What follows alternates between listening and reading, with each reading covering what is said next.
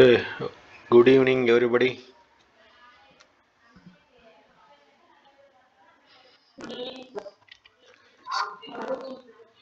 Okay, screen కనిపిస్తుంది అనుకుంటున్నా.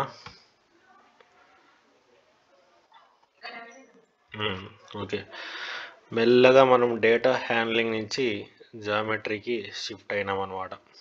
Data handling సంబంధించి ఆల్మోస్ట్ అంతా అయిపోయింది, from 3rd class to 8th class.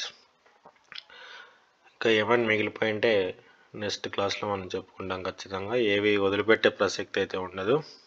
మీరు కూడా అంతే డిటర్మినేషన్తో వర్కౌట్ చేయండి, ప్రాక్టీస్ చేయండి, గెలుస్తాం. గెలవడం అంటే అవుట్ ఆఫ్ సాధించడమే మ్యాథ్స్లో. Okay, basics of geometry.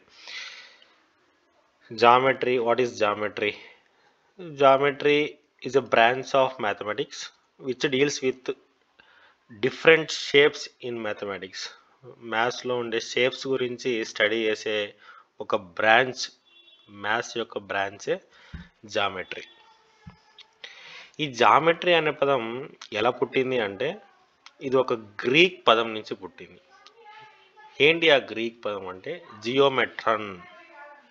జియోమెట్రన్లో matron 2 పదాలు ఉన్నాయి. ఒకటి జియో, 2 మెట్రాన్. జియో అంటే ఏంటి గ్రీక్ భాషలో? జియో అంటే ఎర్త్ అని, EARTH, ఎర్త్, భూమి అని. మెట్రాన్ అంటే ఏంటి గ్రీక్ భాషలో అంటే మెజూర్, కొలవడం. భూమి. జియో అంటే, మెట్రాన్ అంటే కొలవడం. ఇది జామెట్రీ వర్డ్ యొక్క ఆరిజిన్, దాని పుట్టుక, పూర్వోత్తరాలు చెప్పుకోవాలంటే మనకి సంవత్సరం అంతా సరిపోదు, ఇదన్నమాట. తర్వాత మనం బేసిక్స్. జామెట్రీ ఏ షేప్ అయినా కూడా దేంతో మొదలవుతుంది అంటే పాయింట్తో మొదలవుతుంది. పాయింట్ అంటే ఏంటి?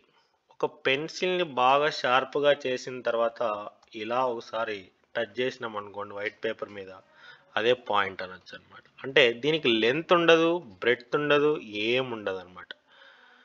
ఇక్కడ అన్ని పాయింట్స్ ఉన్నాయి, వీటన్నిటిని కూడా మనం పాయింట్స్ అంటాం. లెంత్ ఉండదు, బ్రెడ్త్ ఉండదు అనమాట. పాయింట్ అంటే అర్థమైంది అనుకుంటా.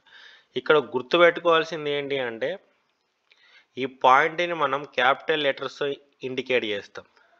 ఇది ఏ పాయింట్, ఇది బి పాయింట్, ఇది సి పాయింట్, డి పాయింట్, ఈ పాయింట్, ఇది వై పాయింట్ లేదా ఎక్స్ పాయింట్.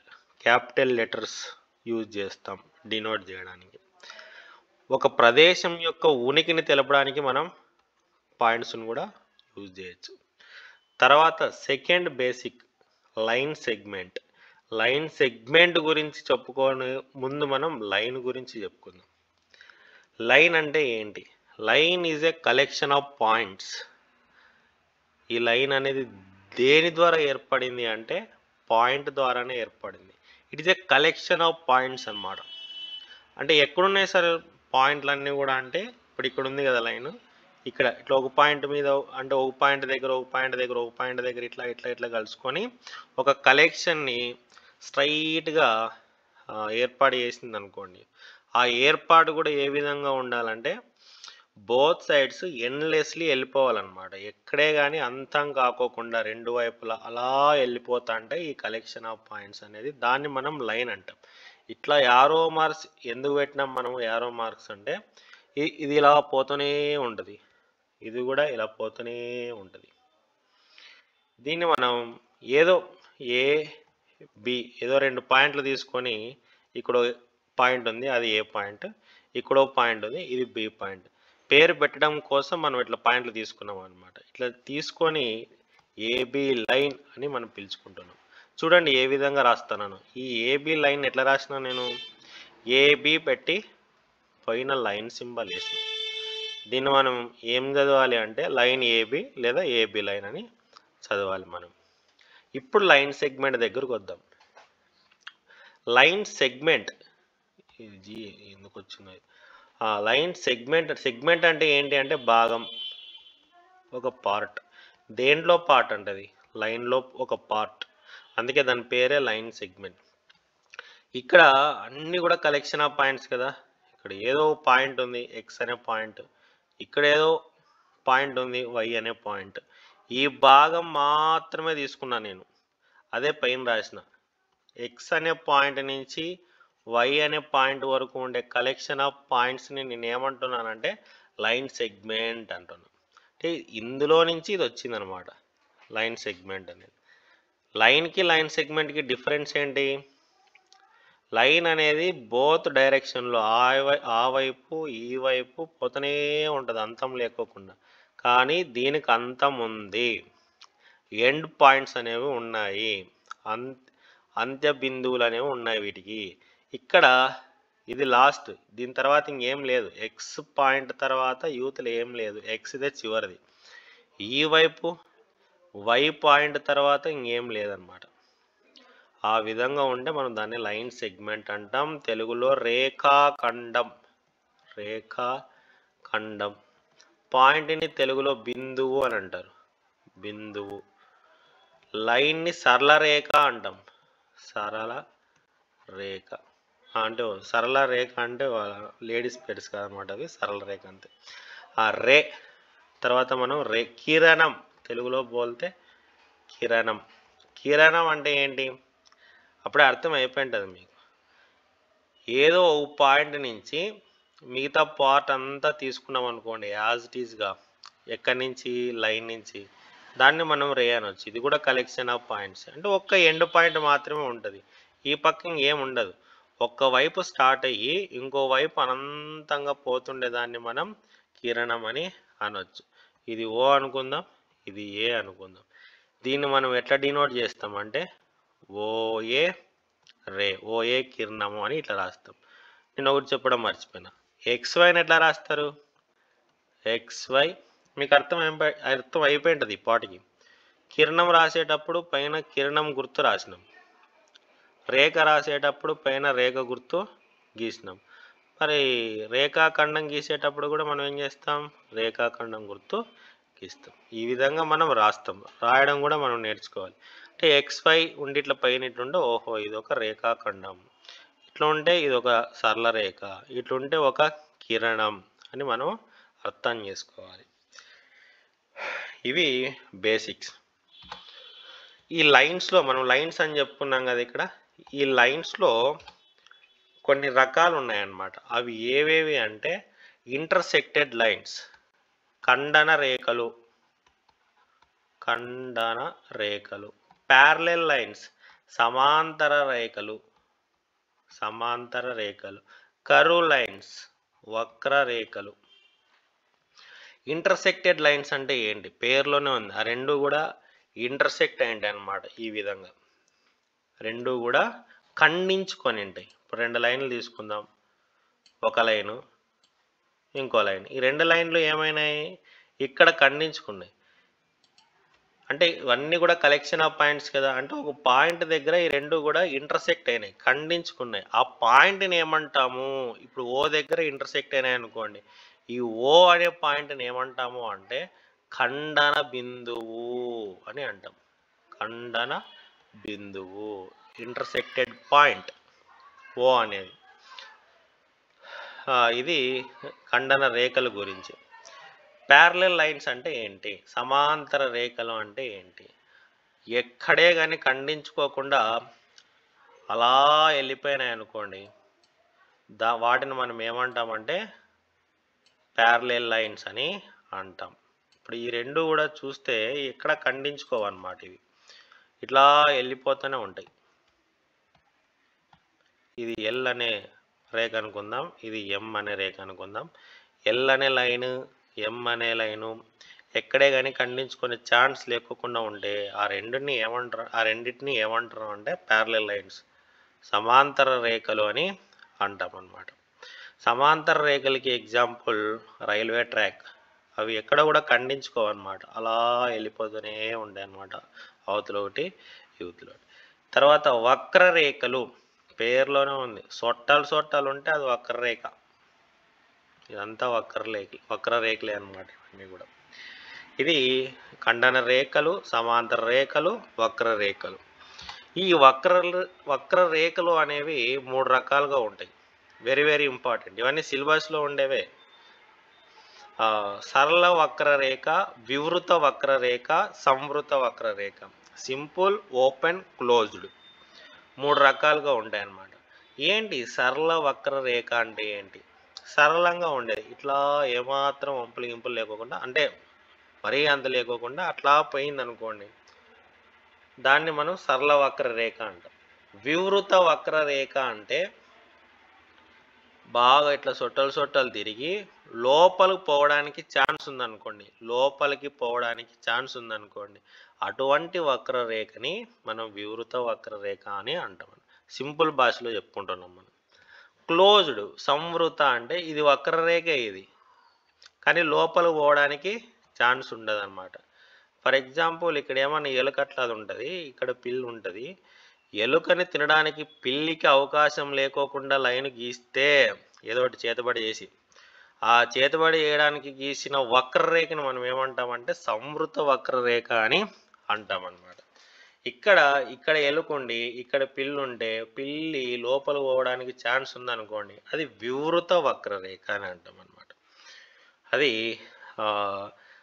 వక్రరేఖలు రకాలు. తర్వాత నెక్స్ట్ మంది బహుభుజి, పాలిగాన్ అంటాం అన్నమాట. ఏంటి పాలిగాన్? తెలుగులో బోల్తే బహుభుజి.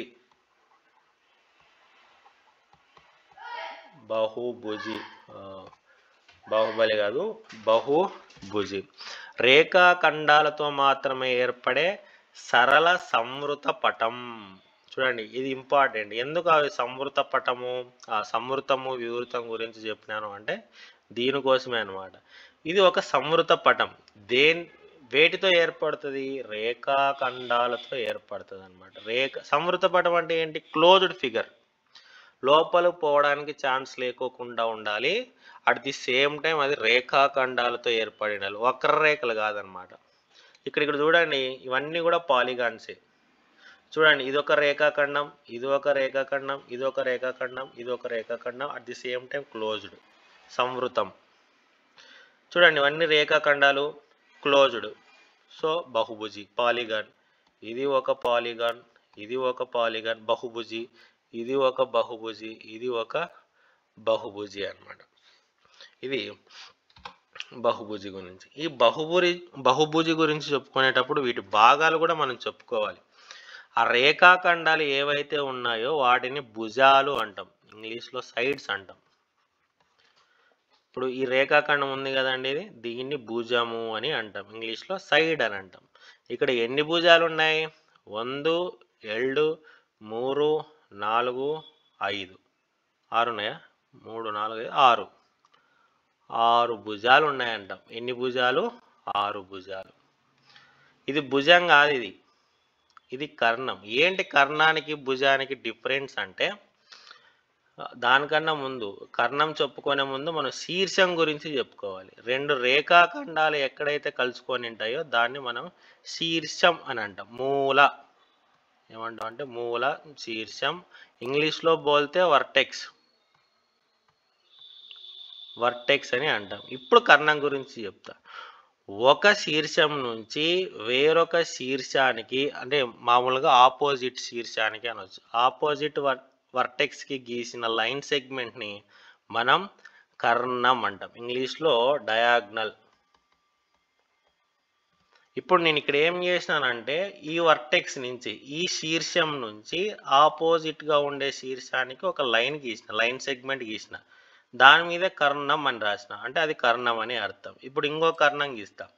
ఇప్పుడు ఈ వర్టెక్స్ నుంచి ఆపోజిట్ వర్టెక్స్కి ఇది ఒక కర్ణం, తర్వాత ఇది కూడా ఒక కర్ణం, తర్వాత ఇది ఆపోజిట్ లేదు అంటారేమో, ఇది కూడా ఒక కర్ణం.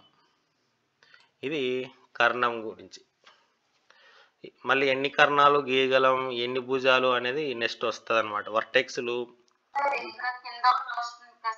వస్తాయి మేడం, చెప్తాను. కర్ణం అంటే ఇట్లుంటుందని చెప్తాను, అన్ని గీయలేము కదా. ఇది కర్ణము, భుజము, శీర్షం గురించి. నెక్స్ట్ యాంగిల్, కోణం గురించి. ఏంటి కోణం అంటే ఏంటి? కోణం అంటే ఏంటి అంటే చూడండి, ఇక్కడ చూడండి, ఉమ్మడి తొలి బిందువుతో ప్రారంభమయ్యే రెండు కిరణాలతో ఏర్పడదాన్ని మనం కోణం అని అంటాం అనమాట. అంటే ఉమ్మడిగా ఉండాలి. ఏది ఉమ్మడిగా ఉండాలి? తొలి బిందువు. దేని యొక్క తొలి బిందువు? కిరణం యొక్క, రెండు కిరణాల యొక్క తొలి బిందువు ఒకటే ఉండి వాటి మధ్య ఏర్పడేదాన్ని మనం కోణం అంటాం.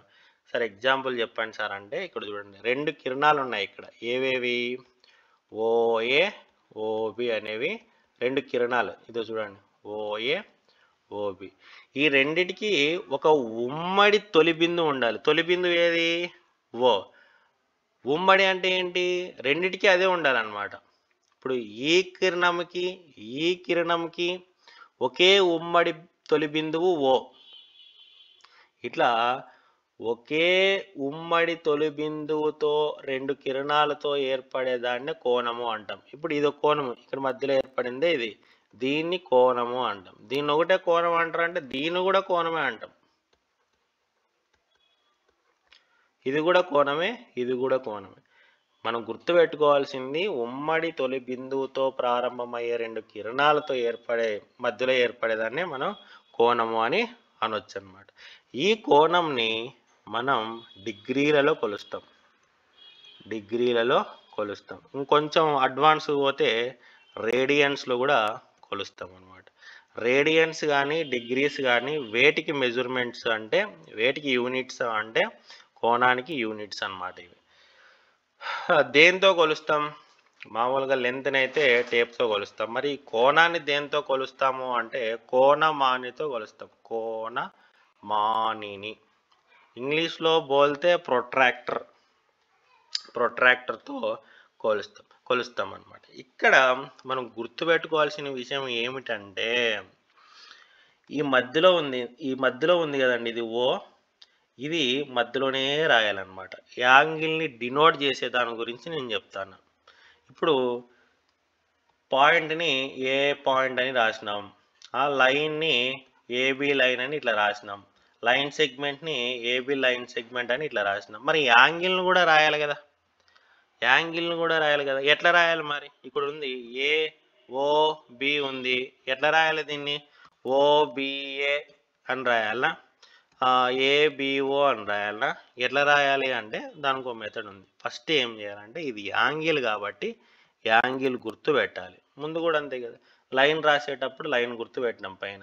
ఇక్కడ యాంగిల్ కాబట్టి పైన పెట్టాం, ఇట్లా పక్కన పెడతాం. ఇది యాంగిల్ అని చదవాలి. టెక్స్ట్ బుక్ చదివేటప్పుడు ఈ సైన్ ఎక్కడైనా ఉంటే యాంగిల్ అని చదవండి. మరి ఇప్పుడు ఏది ఆర్డర్? ఫస్ట్ ఏ రాయాలా బి రాయాలా అంటే మీరు ఏదైనా రాయండి, కానీ ఈ మూల ఉందే, ఇది శీర్షం ఉందే, ఈ శీర్షం మాత్రం మధ్యలోనే ఉండాలి. బాగా రాయాలి అంటే పైన నుంచి ఇట్లా రావాలన్నమాట. యాంగిల్ ఏఓబి అని రాయాలి దీన్ని. Angle AOB, angle AOB. మనకు అర్థమైపోతుంది మధ్యలో ఓ దగ్గర కోణం ఉంది అనేది అర్థమైపోతుంది. ఇప్పుడు ఇంకో రెండు తీసుకుందాం మనం. ఇది ఏఓపి, దీన్ని ఎట్లా రాస్తాం మనం? Angle AOP. ఇంకోటి తీసుకుందాం మనం, ఇంకో కోణం తీసుకుందాం. ఇది పి, ఇది క్యూఆర్. ఎట్లా రాయాలి మనం? యాంగిల్ పిఆర్ క్యూ కరెక్ట్ అవుతుందా? యాంగిల్ పిక్యూఆర్ కరెక్ట్ అవుతుందా? యాంగిల్ ఆర్పిక్యూ కరెక్ట్ అవుతుందా అంటే కోణం ఎక్కడుంది? క్యూ దగ్గర. ఆ క్యూ అనేది, ఆ వర్టెక్స్ అనేది మధ్యలో ఉండేటట్టు చూసుకోవాలి. అది ఇంపార్టెంట్. మధ్యలో ఇది ఉంది కాబట్టి ఇది కరెక్ట్ అవుతుంది. ఇది యాంగిల్. దాన్ని ఎట్లా కొలుస్తారు, దేనితో కొలుస్తారు, ఎట్లా రాస్తారు అనే విషయం గురించి వివరణ. తర్వాత మనం కొన్ని ఎలిమెంటరీ షేప్స్, ఇది 7th క్లాస్ సిలబస్కి సంబంధించింది. అండర్స్టాండింగ్ ఎలిమెంటరీ షేప్స్ పాఠం పేరు మనకి. ఇక్కడ ఫస్ట్ టాపిక్ ఏంటంటే రేఖాఖండాలని పోల్చడం అన్నమాట. మనం రేఖాఖండాలను ఏం చేస్తామంటే పోలుస్తాం. అంటే ఏది పెద్దది ఏది చిన్నది అని చెప్తాం అన్నమాట. దీన్ని చెప్పడానికి రెండు పద్ధతులు ఉన్నాయి. ఒకటి కంపారిజన్ బై అబ్జర్వేషన్, చూడడం ద్వారా కంపేర్ చేయడం, పోల్చడం. రెండు ట్రేసింగ్ ద్వారా కంపారిజన్ చేయడం. ట్రేసింగ్ అనేది తెలుగు పదం అట్లనే ఉంది. ట్రేసింగ్ అనమాట. ఏంటి ట్రేసింగ్ అంటే ఏంటి, అబ్జర్వేషన్ అంటే ఏంటి? ఇక్కడ చూడండి, రెండు రేఖాఖండాలు ఉన్నాయి. ఈ రెండిట్లో ఏది పెద్దది ఏది చిన్నది అంటే మీరు టేప్ అడుగుతారా, స్కేల్ అడుగుతారా? చూస్తేనే చెప్పేయచ్చు అనమాట. ఫస్ట్ ఇది పెద్దది, సెకండ్ ఇది చిన్నది అని చెప్తాం. అంటే మీరు ఇప్పుడు ఎట్లా చెప్పినారు అంటే, ఎట్లా కంపేర్ చేసినారు అంటే కంపారిజన్ బై అబ్జర్వేషన్, పరిశీలించడం ద్వారా మీరు పోల్చినారు. మరి ఇక్కడ ఈ రేఖాఖండంలో ఏది పెద్దది అంటే ఏం చేస్తారు మీరు? చూడండి, కళ్ళకు అర్థం అవ్వట్లే ఏది పెద్దది ఏది చిన్నది. అప్పుడు ఏం చేస్తారు మీరు? కొలుస్తారు. దాన్నే మనం ట్రేసింగ్ అంటాం. రేఖాఖండాన్ని ఏ విధంగా ట్రేస్ చేస్తామంటే, ఏ విధంగా కొలుస్తామంటే, మనం చిన్నప్పుడు కంబాక్సులు కొనింటాం, జామెట్రీ బాక్సులు. జామెట్రీ బాక్స్లో ఒకటి ఇట్లా ఉండి ఇక్కడ ఒకటి పెన్సిల్ ఉంటుంది ఇట్లా, దాన్ని రౌండర్ అని పిలుచుకుంటాం మనం. వృత్తాలు గీయడానికి, తర్వాత వేరే వాళ్ళని పొడవడానికి వీటిని యూజ్ చేస్తాం. తర్వాత ఇంకొకటి ఉంటుంది ఇట్లా షార్ప్గా నీడిల్స్ ఉంటాయి, ఇక్కడ ఒక మారణాయుధం లాగా ఉంటుంది. విభాగిని, డివైడర్ అంటారు దాన్ని. ఈ విభాగిని తీసుకొని ఇక్కడొకటి ఇక్కడొక నీడిల్ పెడతాం అన్నమాట. పెట్టిన తర్వాత అది ఎంతైతే ఉంటుందో అంతే దాన్ని తీసుకొని పోయి స్కేల్ మీద పెడతాం ఇట్లా. అప్పుడు ఎన్ని సెంటీమీటర్లు అనేది తెలుస్తుంది. 10 సెంటీమీటర్స్ అని వస్తుంది అనమాట. తర్వాత అదే విభాగిని తీసుకొని ఇక్కడొకటి ఇక్కడొక నీడిల్ పెడతాం. దాన్ని తీసుకొని పోయి మళ్ళీ స్కేల్ మీద చూస్తాం, ఎంత వస్తుంది అదంటే 10.2 సెంటీమీటర్ సంథింగ్ వస్తుంది. అప్పుడు అర్థమవుతుంది 10 సెంటీమీటర్స్ది తక్కువ లెంత్, 10.2 సెంటీమీటర్స్ది ఎక్కువ లెంత్ అని మనం చెప్తామన్నమాట. ఇది AB line segment, PQ line segment అంటే అప్పుడు చెప్తారు, సార్ పీక్యూ లైన్ సెగ్మెంట్ అనేది 0.2 సెంటీమీటర్స్ ఎక్కువ ఉంది సార్ అని చెప్తారు బై ట్రేసింగ్ ద్వారా. ఇది కంపారిజన్ అనమాట. నెక్స్ట్ 7th క్లాస్లో యాంగిల్ గురించి ఏమి ఇచ్చినాడు అంటే టైప్స్ ఇచ్చినాడు. యాంగిల్కి సంబంధించిన టైప్స్ ఇచ్చినాడు అనమాట. కోణాలు రకాలు. చూడండి, ఇక్కడ right angle, straight angle, reflex angle, complete angle. ఏంటి రైట్ యాంగిల్ అంటే ఏంటి? తెలుగులో బోల్తే లంబకోణం, తెలుగులో అంటారు లంబకోణం. ఏ కోణం అయితే 90 డిగ్రీలు ఉంటుందో ఆ 90 డిగ్రీల కోణాన్ని మనం లంబకోణం అంటాము, రైట్ యాంగిల్ అని అంటాము. తర్వాత స్ట్రైట్ యాంగిల్, ఏ కోణం అయితే 180 డిగ్రీలు ఉంటుందో, ఏ కోణం అవుతే అట్లా కాకోకుండా 180 డిగ్రీల కోణాన్ని మనం స్ట్రైట్ యాంగిల్ అని అంటాం. తెలుగులో బోల్తే సరళ కోణం అని అంటారనమాట. 180 డిగ్రీలు వెరీ వెరీ ఇంపార్టెంట్. 90 లంబకోణం, 180 సరళ కోణం. రిఫ్లెక్స్ పరావర్తన కోణం,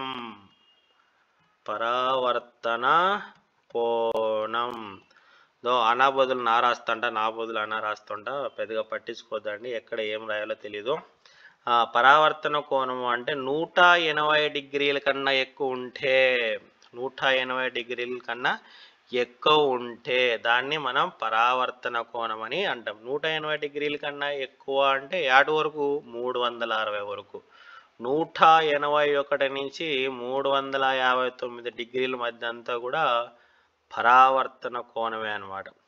లాస్ట్ యాంగిల్ కంప్లీట్ యాంగిల్, పూర్తి కోణం, సంపూర్ణ కోణం, పూర్తి కోణం, సంపూర్ణ కోణం.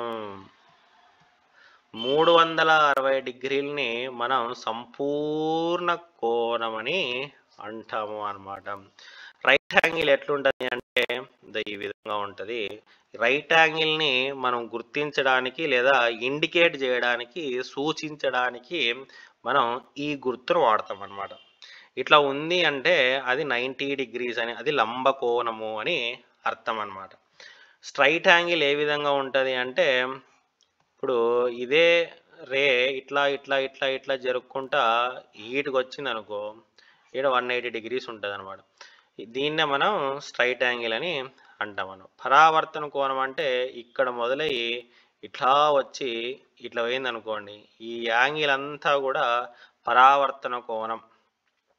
కంప్లీట్ యాంగిల్ అంటే సర్కిల్, ఇక్కడ మొదలెట్టి ఇట్లా ఇట్లా ఇట్లా ఇట్లా పోయి ఆటికి వచ్చింది. అంటే ఎన్ని డిగ్రీలు పూర్తి చేసిందంటే 360 డిగ్రీస్ ఒక కంప్లీట్ చేసింది ఒక రౌండ్ని. ఒక రౌండ్ 360 డిగ్రీస్ అనమాట. ఇది లంబ కోణము, సరళ కోణము, సంపూర్ణ కోణము, పరావర్తన కోణం.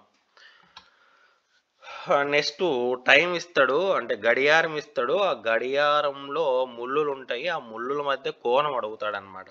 ఇట్లా మధ్య కోణం ఎంత, వీటి మధ్య కోణం ఎంత, వీటి మధ్య కోణం ఎంత అని అడుగుతాడు. ఇక్కడ కోణం ఎంత ఉంటుంది అంటే 90 డిగ్రీస్. 9, 12 చూస్తేనే అర్థం చేసుకోవాలి, తర్వాత ట్రేస్ చేయాలి. ఇది కంప్లీట్ యాంగిల్ 180 డిగ్రీలు. ఇది కూడా 90 డిగ్రీస్. సారీ, ఇది పరావర్తనం అనమాట. ఇక్కడి నుంచి పరావర్తనమైన 9, 12 90 డిగ్రీస్ వెళ్ళండి. మధ్య కోణం 90 డిగ్రీలు. ఇటు నుంచి ఇట్లా పోయింటుంది ఇది. ఓకే, తర్వాత next obtuse angle, acute angle అని ఇంకా 2 రకాలన్నమాట. అక్కడ ఎగ్జాక్ట్ కోణం విలువ అనమాట. 90 డిగ్రీలు ఉంటే లంబ కోణము, తర్వాత 180 ఉంటే సరళ కోణము, 180 దాటితే పరావర్తన కోణము, 360 డిగ్రీలు ఉంటే ఖచ్చితంగా 90 డిగ్రీస్ లంబ కోణము, 180 సంపూర్ణ కోణం. అట్లా కాకోకుండా ఎక్కువ తక్కువ అనే దాన్ని బేస్ చేసుకొని కోణాలని 2 రకాలుగా విభజించారనమాట. అవి అబ్ట్యూస్ యాంగిల్స్, తర్వాత అక్యూట్ యాంగిల్స్. అబ్ట్యూస్ యాంగిల్స్ అంటే అధిక కోణం. ఏంటి? అధిక కోణం. అక్యూట్ యాంగిల్ అంటే అల్ప కోణం.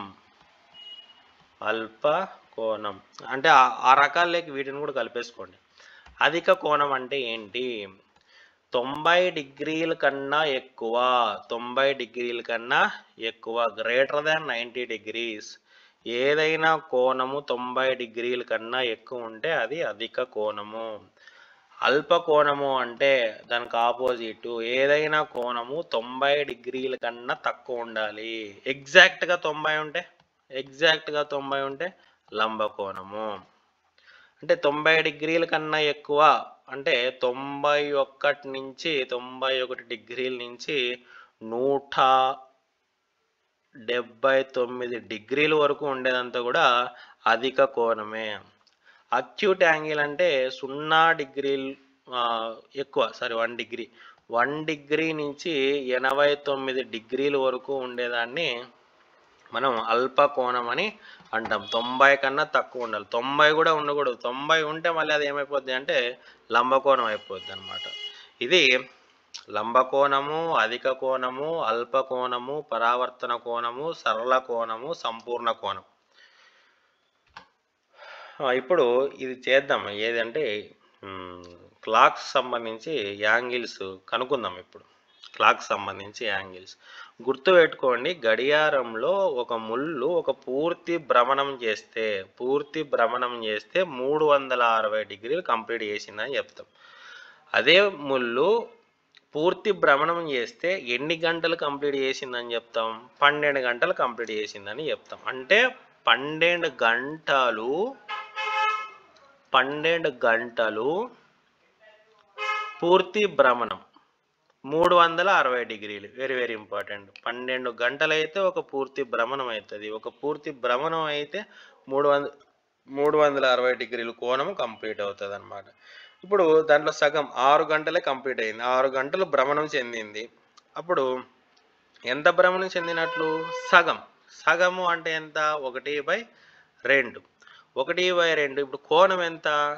1/2. 360. 360 అయితే 1/2 ఎంత అవుతుంది? 1లో సగం 1/2. 360లో సగం ఏమవుతుంది? 180 అవుతుంది. అట్లా 6 గంటలు అంటే సగం భ్రమణం అంటే 1/2. 1/2 భ్రమణం అంటే 180 డిగ్రీలు. తర్వాత 3 గంటల సేపు 3 గంటలు భ్రమణం చెందితే అది కాలు భాగం తిరిగిందని అంటాం. కాలు భాగంని 1/4తో మనం రాస్తాము. 1/4 అంటే ఎంత కోణము? లంబ కోణం 90 డిగ్రీలు. ఇట్లా కాకోకుండా 12 గంటలు, 6 గంటలు, 3 గంటలు కాకోకుండా 2 గంటలు, 5 గంటలు ఇచ్చినప్పుడు మనం ఎంత భాగము అంటే ఎట్లా కనుక్కునేది? కోణం ఎంత అంటే ఎట్లా కనుక్కునేది?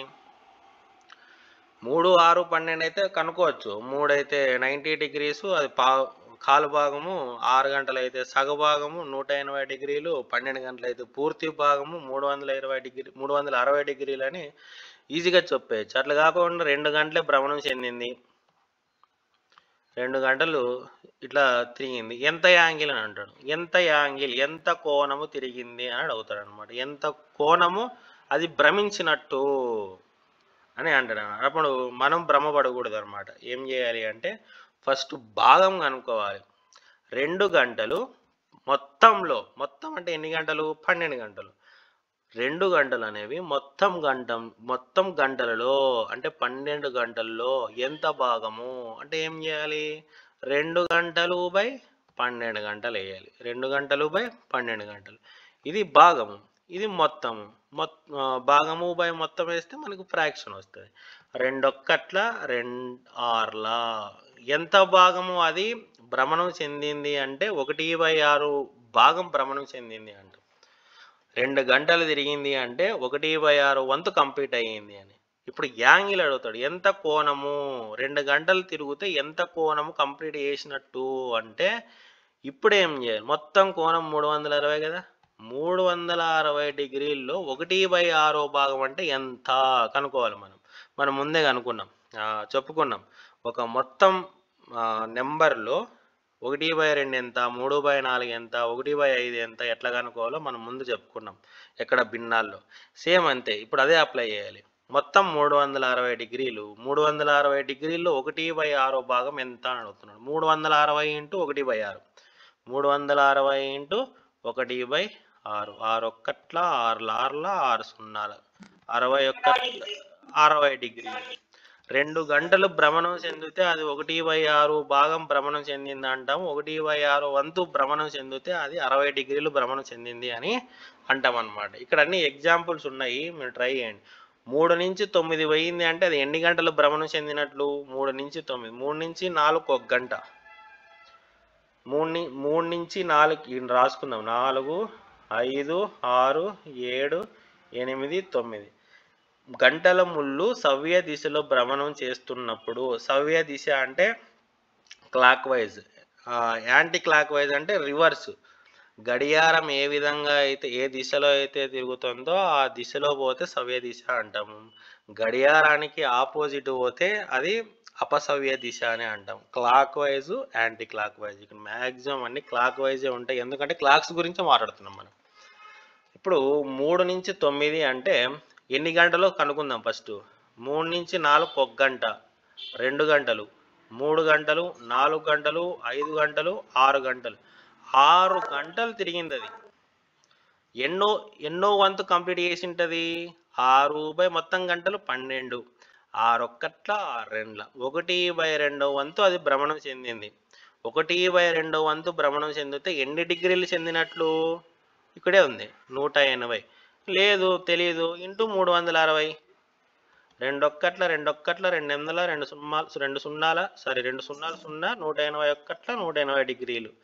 సో ఎన్నో వంతు అంటే 1/2 వంతు. డిగ్రీ ఎంత అంటే 180 డిగ్రీలు. ఇవన్నీ కూడా మీరే ట్రై చేయండి. తర్వాత ఇక్కడ చూడండి, సరళ కోణము అంటే ఎన్నో వంతు అది తిరిగినట్టు. చూడండి ఇక్కడ సరళ కోణము అంటే, సరళ కోణం ఏడుంది? 180 డిగ్రీలు. 1/2 కదా, ఇక్కడ ఉన్నాయి చూడండి. సరళ కోణము అంటే ఎంత, ఆ లంబ కోణము అంటే ఎంత?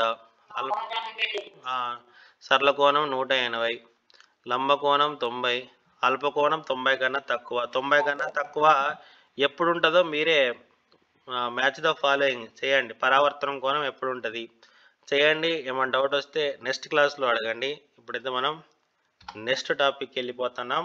Perpendicular lines. ఇది ఒక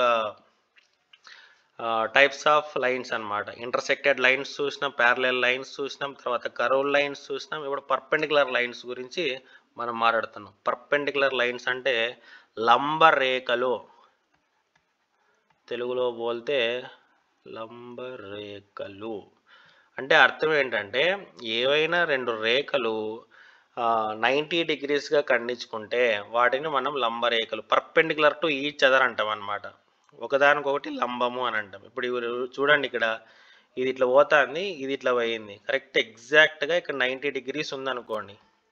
అప్పుడు ఈ రెండు లైన్లు కూడా పర్పెండిక్యులర్ లైన్స్, ఈ రెండు కూడా పర్పెండిక్యులర్ లైన్స్.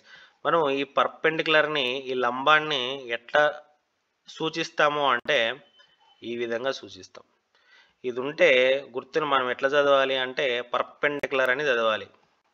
పర్పెండిక్యులర్ తర్వాత రెండు లైన్లు ప్యారలెల్ అయినప్పుడు ఆ గుర్తుని మనం ఇట్లా రాస్తాం. ఇది parallel, l is parallel to m అంటే ఎల్ అనే రేఖ ఎం అనే రేఖకి సమాంతర రేఖ అని అర్థం. తర్వాత AB is perpendicular to PQ, AB అనేది పీక్యూకి పర్పెండిక్యులర్ లంబము అంటే మనం ఎట్లా రాస్తాము అంటే పీక్యూ ఈడు ఉంటుంది, ఇది పీక్యూ లైన్, ఏబి ఇట్లా వస్తుంది అనమాట. ఎగ్జాక్ట్గా 90 degreesతో రెండు కూడా ఖండించుకుంటున్నాయి అని అర్థం. ఇప్పుడు మనం AB is perpendicular to PQ అని చెప్పొచ్చు అనమాట. ఇది పర్పెండిక్యులర్ లైన్స్ అంటే 90 degreesతో ఇంటర్సెక్ట్ అవుతే ఆ లైన్స్ని మనం పర్పెండిక్యులర్ అంటాం. లంబ రేఖలు, లంబాలు, ఈ పర్పెండిక్యులర్ లైన్స్ గురించి. తర్వాత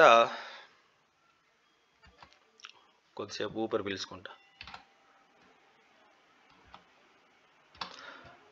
ట్రయాంగిల్స్ యొక్క రకాలు, క్లాసిఫికేషన్ ఆఫ్ ట్రయాంగిల్స్. ట్రయాంగిల్ అంటే ఏంటి? ట్రయాంగిల్ అంటే 3 sides క్లోజ్డ్ ఫిగర్ అన్నమాట. 3 sides ఉండి క్లోజ్డ్ ఫిగర్ ఉంటే, 3 sides అంటే రేఖాఖండాలు ఉంటే దాన్ని ట్రయాంగిల్ అంటాం. అందరికీ ఐడియా ఉంటుంది. ఆ ట్రయాంగిల్స్ రకాలు చూడండి. ఒకటి కోణాల ఆధారంగా చేసుకొని ఒక రకాన్ని వర్గీకరించినారు. ఇంకొకటి వాటికి ఉండే భుజాల ఆధారంగా ఇంకో రకాన్ని వర్గీకరించినారు, ఇంకో రకం చెప్పినారనమాట. కోణాల ఆధారంగా ఈ త్రిభుజాలు అనేవి 3 రకాలు. ఎన్ని రకాలు? 3 రకాలు. ఏవేవి అంటే మనం చదువుకున్నాం ఆల్రెడీ. 3 రకాలు ఏవేవి అంటే అల్పకోణ త్రిభుజము, తర్వాత లంబకోణ త్రిభుజము, ఫైనల్గా అధిక కోణ త్రిభుజము. లంబకోణ త్రిభుజం, అల్పకోణ త్రిభుజం, అధిక కోణ త్రిభుజం, ఇవన్నీ కూడా కోణాల ఆధారంగా త్రిభుజాల రకాలు. ఏంటి అల్పకోణ త్రిభుజం అంటే త్రిభుజంలో 3 కోణాలు ఉంటాయి. త్రిభుజంలో ఇదొక కోణం, ఇదొక కోణం, ఇదొక కోణం, 3 కోణాలు ఉంటాయి. త్రిభుజంలో 3 కోణాలు ఉంటాయి. ఈ 3 కోణాలు కూడా అల్పకోణాలు అయితే 3 కోణాలు కూడా 3, ఇది ఇంపార్టెంట్, 3 అల్పకోణాలే.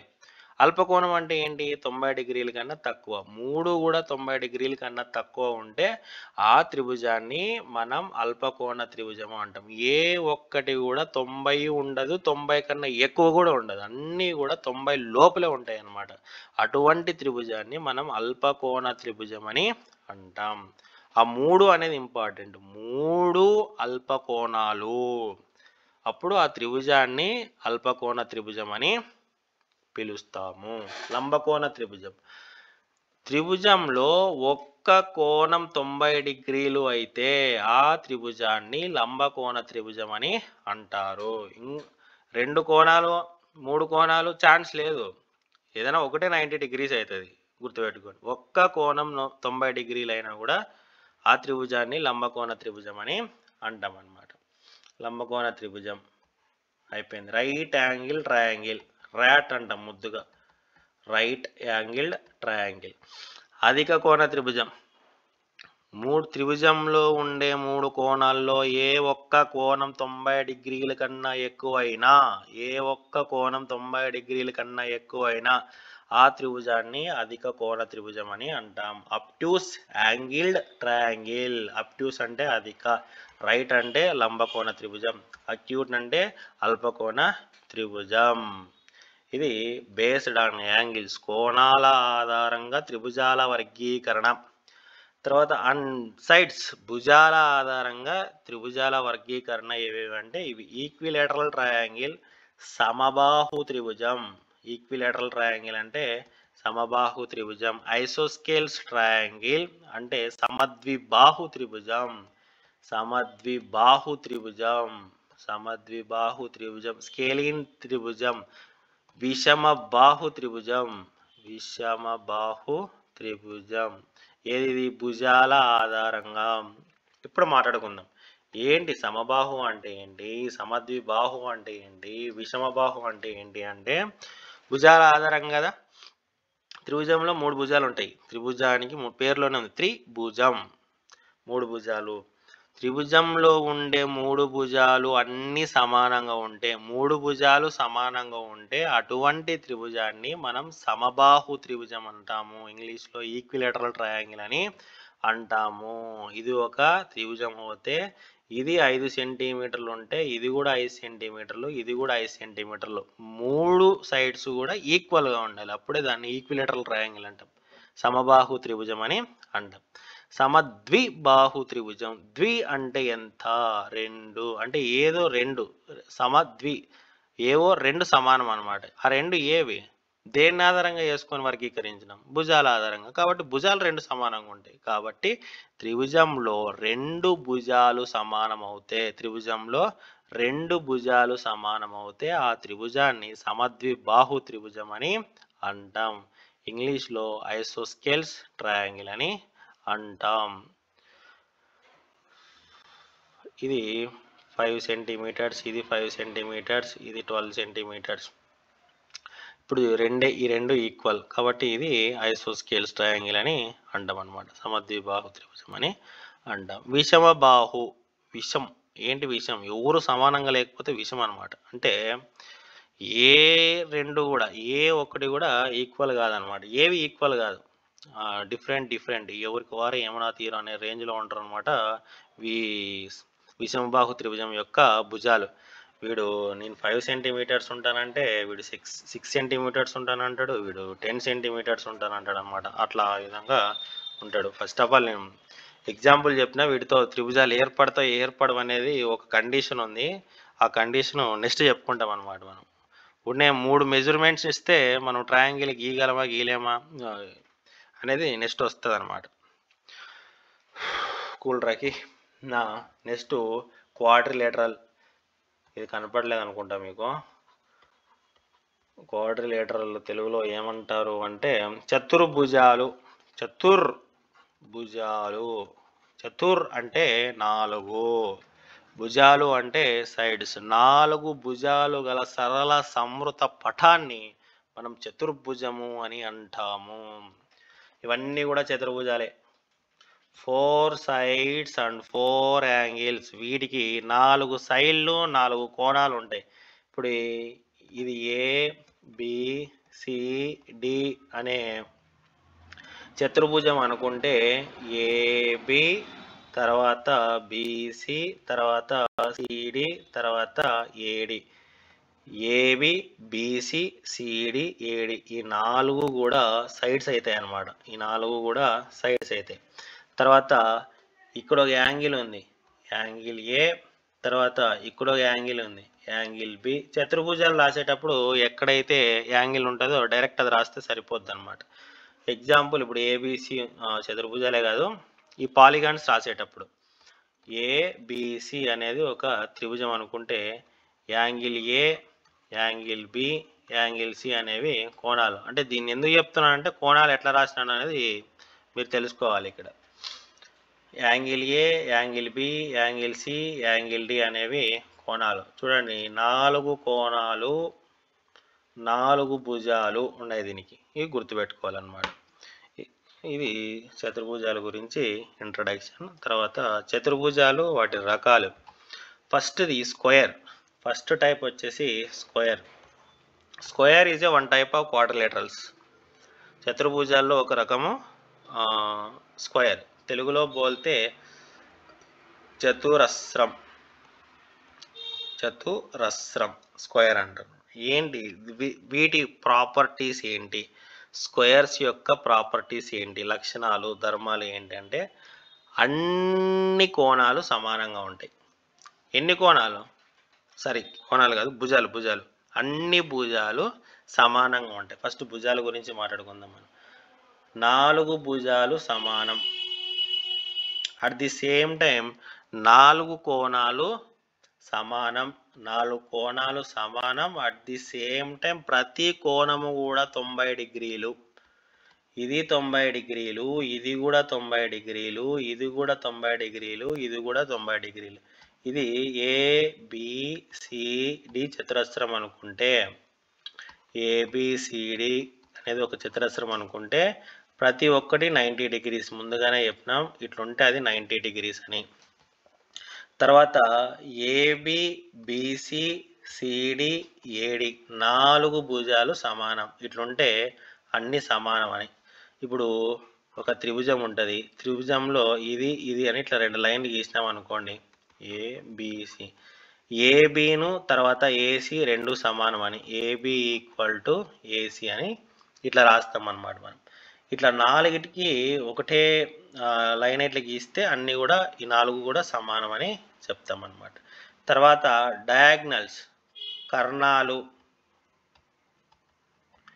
మనం 2 కర్ణాలు గీయగలం.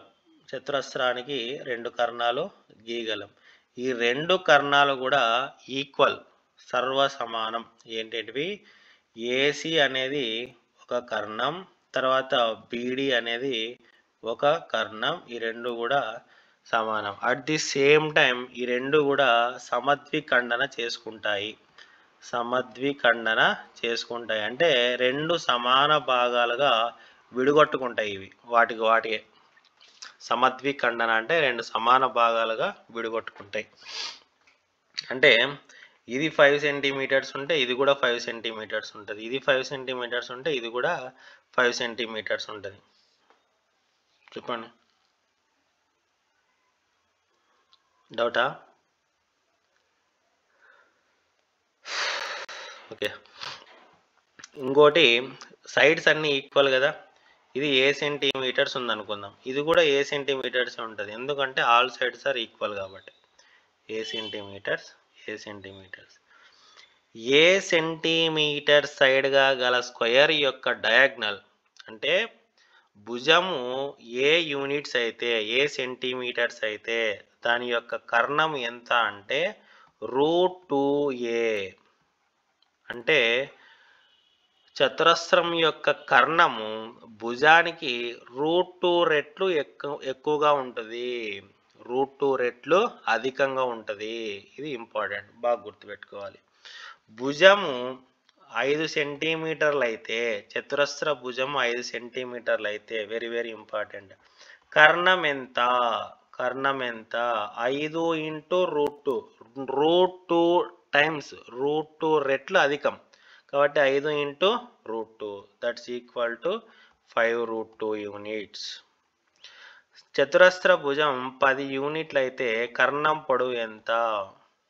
10 × √2, 10√2. ఇది చతురస్రం గురించి. 4 భుజాలు సమానము, 4 కోణాలు సమానము, 4 కోణాలు 90 డిగ్రీలు. అది ఇంపార్టెంట్, 90 డిగ్రీలు అనేది ఇంపార్టెంట్. కర్ణాలు సమద్విఖండన చేసుకుంటాయి. కర్ణాలు సమానము. కర్ణము అనేది భుజము కన్నా √2 టైమ్స్ అధికంగా ఉంటుంది. కర్ణాలు సమద్విఖండన చేసుకుంటాయి. ఇది చతురస్రం గురించి. తర్వాత రాంబస్, బస్సు కాని బస్సు రాంబస్. సేమ్ దీని మాదిరే ఉంటుంది, స్క్వేర్ మాదిరే ఉంటుంది. ఇంకొకటి ఏంటంటే ఈ 2 కూడా లంబాలు, ఒకదానికోటి పర్పెండిక్యులర్ అనమాట. సరే, దాని గురించి మళ్ళీ చెప్పుకుందాం మనం. ఇక్కడ ఇవైతే బాగా గుర్తుపెట్టుకోండి. రాంబస్ సేమ్ చతురస్రం మాదిరే ఉంటుంది, కానీ చతురస్రం కాదు. ఏంటి ఆ కాని అనేది ఎందుకు వచ్చింది అంటే, ఇక్కడ ప్రతి కోణము కూడా 90 డిగ్రీలు, ఇక్కడ ప్రతి కోణం కూడా 90 డిగ్రీలు కాదు. మిగతావన్నీ అప్లికేబులే. సైడ్స్ ఆల్ ఈక్వల్, 4 భుజాలు సమానంగా ఉంటాయి. ఇది ABCD. ABCDలో AB equal to BC, BC equal to CD, CD equal to AD. 4 భుజాలు కూడా సమానంగా ఉంటాయి. తర్వాత కోణాలు ఏ విధంగా ఉంటాయి? ప్రతి కోణం 90 డిగ్రీలు కాదు. దీంట్లో రాంబస్లో ప్రతి కోణము 90 డిగ్రీలు అవుతే అది స్క్వేర్ అవుతుంది. వెరీ వెరీ ఇంపార్టెంట్, ఖచ్చితంగా అడుగుతాడు ఇది. రాంబస్లో ఒక్క కోణము 90 డిగ్రీలు అయినా అది ఏమవుతుంది అని కింద దీర్ఘచతురస్రము, సమాంతర చతుర్భుజము, చతురస్రం అని ఉంటాయి. మీరు చతురస్రాన్ని చూస్ చేసుకోవాలన్నమాట. రాంబస్లో ఒక్క కోణం 90 డిగ్రీలు అయినా కూడా అది చతురస్రం అయిపోతుంది. కోణము అదొక్కటే అన్నమాట. తర్వాత ఇంకొకటి కర్ణాలు రెండు కూడా వేటి కర్ణాలు? రాంబస్ యొక్క కర్ణాలు పర్పెండిక్యులర్ బైసెక్టర్స్, లంబ సమద్విఖండన చేసుకుంటాయి. ఒకసారి గీసి చూపిస్తాం మీకు. మనం ఇప్పుడు ఏం చేస్తున్నామంటే కర్ణాలు గీస్తున్నాం. బీడి ఒక కర్ణము, తర్వాత ఏసీ ఒక కర్ణము. ఈ రెండు కూడా లంబ సమద్విఖండన చేసుకుంటాయి. అంటే ఇక్కడ 90 డిగ్రీస్ ఉంటుంది, ఇక్కడ కూడా 90 డిగ్రీస్ 90 డిగ్రీలు, ఇక్కడ కూడా 90 డిగ్రీలు, ఇక్కడ కూడా 90 డిగ్రీలు. ఇది లంబం. సమద్విఖండన రెండు సమాన భాగాలుగా విడగొట్టుకుంటాయి అన్నమాట. ఇది ఈక్వల్ టు ఇది, తర్వాత ఇది ఈక్వల్ టు ఇది అనమాట. అంటే చూడండి, ఈ డయాగ్నల్ని, ఈ కర్ణాన్ని, ఈ కర్ణం ఏం చేసింది? రెండు సమాన భాగాలుగా విడగొట్టింది. తర్వాత ఈ డయాగ్నల్ని, ఈ కర్ణాన్ని, ఈ కర్ణం ఏం చేసింది? రెండు సమాన భాగాలుగా విడగొట్టింది. ఇది కర్ణాల గురించి దేంట్లో? రాంబస్లో. తర్వాత మనం పారలోగ్రామ్, సమాంతర చతుర్భుజానికి పోదాం. సమాంతర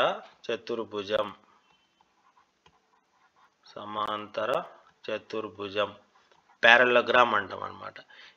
సమాంతర చతుర్భుజంలో ఆల్ సైడ్స్ ఈక్వల్ కాదు, భుజాలన్నీ ఈక్వల్ కాదు, కేవలం ఆపోజిట్ సైడ్స్ మాత్రమే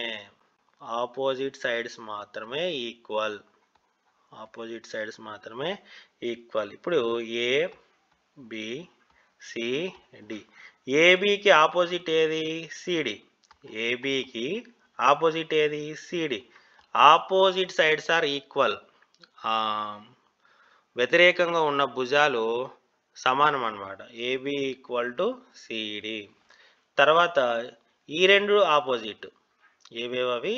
బీసీ తర్వాత ఏడి ఆపోజిట్ కాబట్టి ఈ రెండు ఈక్వల్ అవుతాయి. దీన్ని ఎట్లా రాస్తాం మనము అంటే ఏబి ఈక్వల్ టు సిడి, తర్వాత ఏడి ఈక్వల్ టు బీసీ. చూడండి, ఇక్కడ ఒకటి ఉంటే ఇక్కడ 2 యూనిట్లు ఉన్నాయి, అంటే అర్థం ఏంటి? ఈ రెండు సమానం కాదు. ఇక్కడ ఒక యూనిట్ ఉంటే ఇక్కడ కూడా ఒక యూనిట్ ఉంది, అంటే అర్థం ఏంటి? ఈ రెండు ఈక్వల్ అని. ఇక్కడ 2 ఉంటే ఇక్కడ కూడా 2 ఉంది, 2 గీతలు ఉన్నాయి, అంటే అర్థం ఏంటి? ఇది ఈక్వల్ అని. ఇదన్నమాట. తర్వాత యాంగిల్స్, దీంట్లో ఆపోజిట్ యాంగిల్స్ ఆర్ ఈక్వల్. వ్యతిరేకంగా ఉన్న కోణాలు సమానం. అది ఎంతైనా కావచ్చు, 90 డిగ్రీలు అయితే ఉండదు, 90 డిగ్రీలు అయితే ఉండదు. వ్యతిరేకంగా ఉన్న కోణాలు సమానం, అంటే వ్యతిరేకంగా ఉండే యాంగిల్ ఏకి ఆపోజిట్ ఏది? Angle C. ఈ రెండు ఈక్వల్ అవుతాయి. యాంగిల్ బికి ఆపోజిట్ ఉండేది ఏది? D.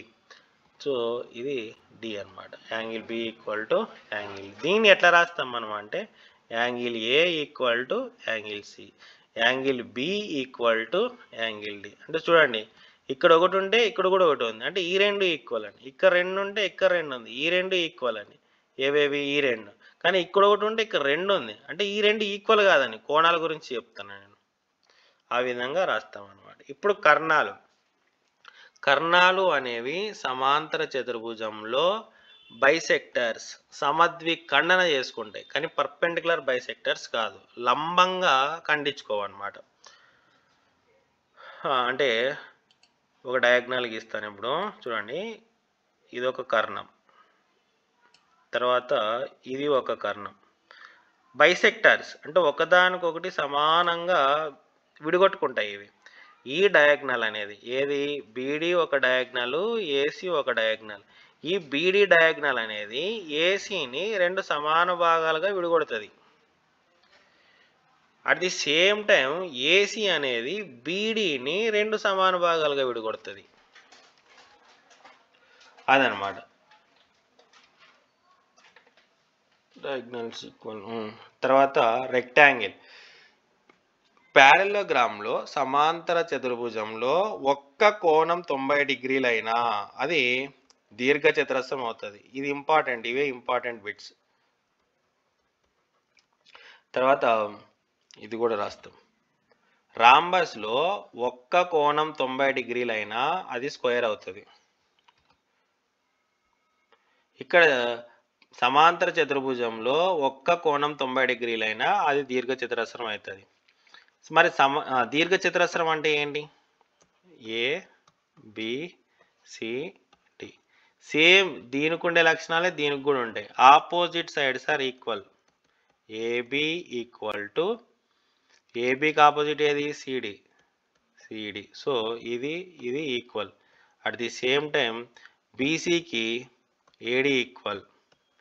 So BC equal to AD. తర్వాత ఈచ్ యాంగిల్, ప్రతి ఒక్క యాంగిల్ కూడా 90 డిగ్రీస్. సో ఇది 90 డిగ్రీస్, ఇది 90 డిగ్రీస్, ఇది 90 డిగ్రీస్, ఇది కూడా 90 డిగ్రీస్ అన్నమాట. అన్ని కోణాలు సమానమైనప్పుడు ఇంకా ఆపోజిట్ కూడా ఈక్వల్గానే ఉంటాయి. అన్ని ఆల్ ఆర్ ఈక్వల్ దీంట్లో. ఇది దేని గురించి? రెక్టాంగిల్ గురించి. తర్వాత కర్ణాలు చూడండి, వీటి యొక్క కర్ణాలు.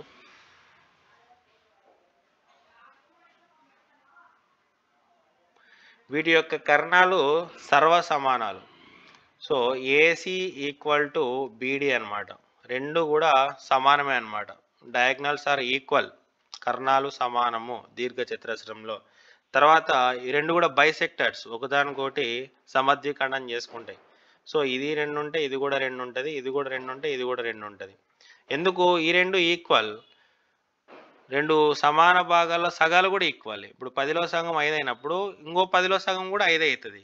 కాబట్టి ఇవన్నీ కూడా ఈక్వల్. ఇది దీర్ఘ చతురస్రం గురించి. ఇంకొకటి, ఇది లెంత్, ఇది బ్రెడ్త్. దేనికి? దీర్ఘ చతురస్రంకి. మళ్ళీ డయాగ్నల్ ఏమవుతుంది? ఏసీ ఏమవుతుంది? AC equal to square root of L square plus B square. అడగొచ్చాము. లెంత్ 5 సెంటీమీటర్స్, బ్రెడ్త్ 2 సెంటీమీటర్స్ ఉంటే ఆ దీర్ఘ చతురస్రం యొక్క కర్ణం పొడవు ఎంత అని అడుగుతాడు. అప్పుడు ఏం చేయాలి మనము? Diagonal equal to square root of L square plus B square. L ఎంత ఇక్కడ? 5 స్క్వేర్ ప్లస్ బి ఎంత? 2 square. So square root of 25 plus 4 29, square root of 29. ఇదనమాట. AC equal to square root of L square plus B square.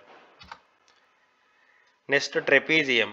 Trapezium అంటే ఏంటి? ఒక చతుర్భుజంలో A B C D అనే చతుర్భుజంలో ఒకే ఒక్క జత భుజాలు సమాంతరాలైతే, ఒకే ఒక్క భుజాలు సమాంతరాలైతే అంటే AB is parallel to CD. ఇక్కడ ఏబిను తర్వాత సిడి అనేవి రెండు కూడా సమాంతరం అన్నమాట. ఒక్క జత సమాంతరమైన కూడా ఆ చతుర్భుజాన్ని ఏమంటాం అంటే ట్రెపీజియం అని అంటాం. యాక్చువల్లీ ట్రెపీజియం నుంచే మొదలవుతాయి అన్నమాట. ఇప్పుడు ఒక్కసారి చెప్తాను.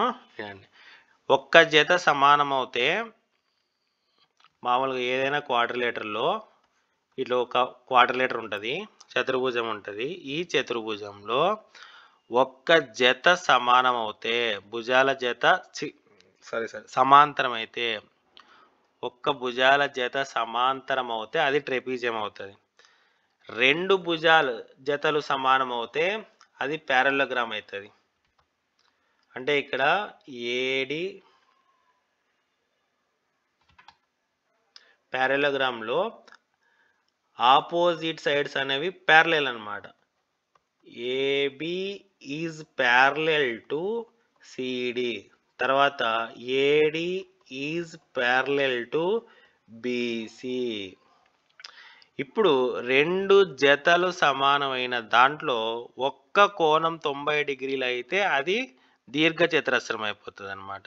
ఈ దీర్ఘ చతురస్రంలో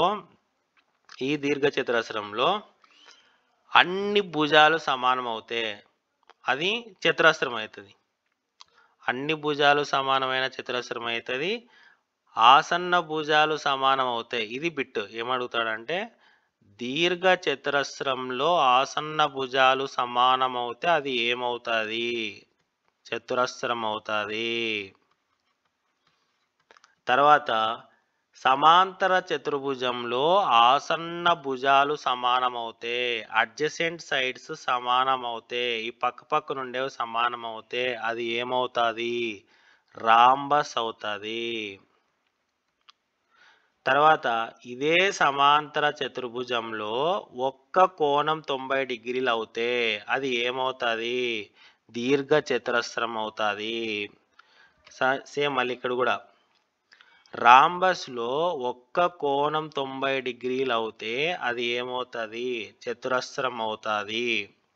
ఇవి బిట్స్ అన్నమాట, బాగా గుర్తుపెట్టుకోవాలి.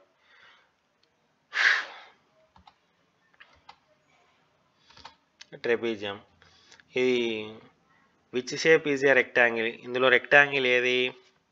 ఇది రెక్టాంగిల్లో ఈచ్ యాంగిల్ 90 డిగ్రీస్ ఉంటుంది కాబట్టి ఇది ప్యారల్లోగ్రామ్. తర్వాత 7th class lines and angles. First angles, complementary angles తెలుగులో ఏమంటారు? సంపూరకాల పూరక కోణాలు కాంప్లిమెంటరీ యాంగిల్స్. ఏంటి పూరక కోణాలు అంటే ఏంటి? చాలా కోణాలు వచ్చినాయి, కన్ఫ్యూజ్ అయ్యే ఛాన్స్ ఉంటుంది. ఒకసారి మళ్ళీ కూడా రివైండ్ చేయండి, బార్కి రివైండ్ కరో, అప్పుడు బాగా వస్తుంది అన్నమాట. ఓకే, పూరక కోణాలు అంటే ఏంటి అంటే ఇవి రెండు కోణాలు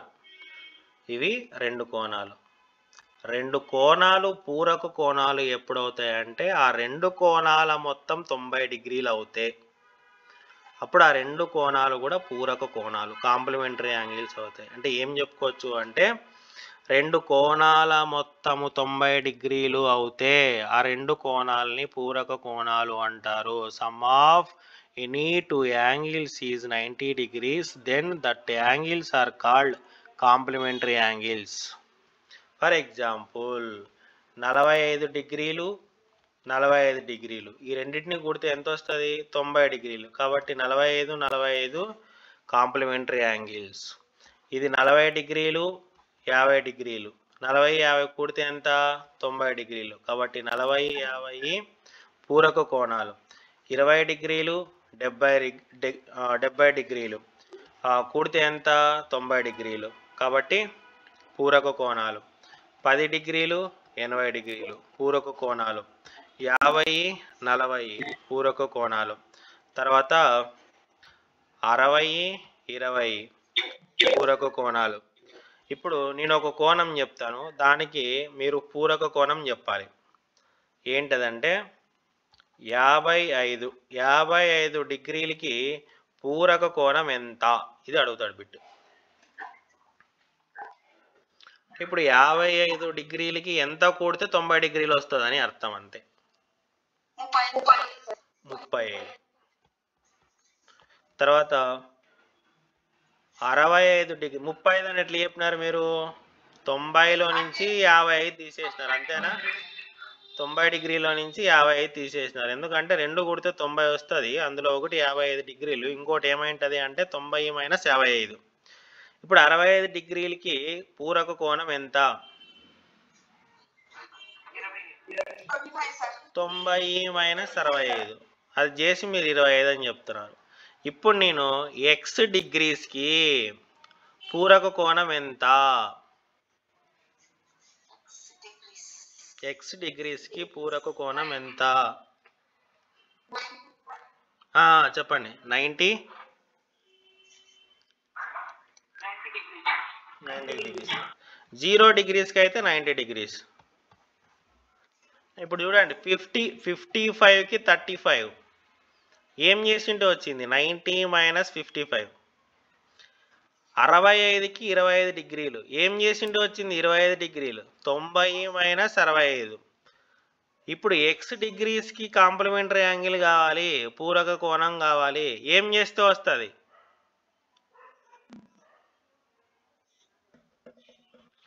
55 90 minus 55 equal to 35. 65 90 minus 65 equal to 25. X డిగ్రీలో చెప్పండి, దేంట్లో నుంచి మైనస్ చేయాలి? ఎక్స్ డిగ్రీస్కి కాంప్లిమెంటరీ యాంగిల్ పూరక కోణం ఏమవుతుంది అంటే 90 డిగ్రీలు మైనస్ ఎక్స్ డిగ్రీస్. ఇది ఫార్ములా కాదు కానీ మామూలు జనరల్ థింగ్. ఇది ఏదైనా కూడా యాంగిల్ ఇస్తే దానికి complementary angle 90 minus x degrees అవుతుంది. వై డిగ్రీస్కి కాంప్లిమెంటరీ యాంగిల్ ఏమవుతుంది?